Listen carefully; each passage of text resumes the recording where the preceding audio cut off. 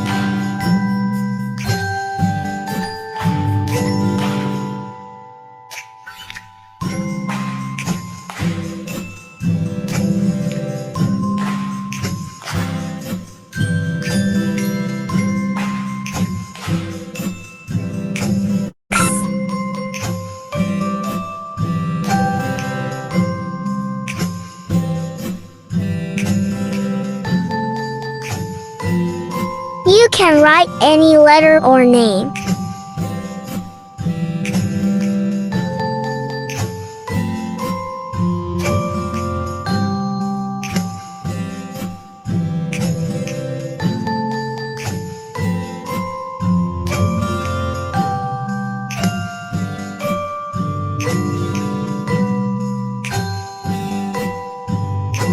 Stick some empty glass bottles and add some plants. Stick a thread at the back to hang it on the wall. You can also use double-sided tape.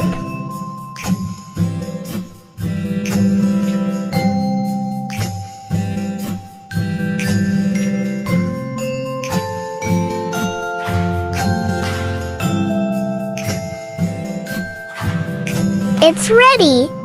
It looks so beautiful and it's also quite easy.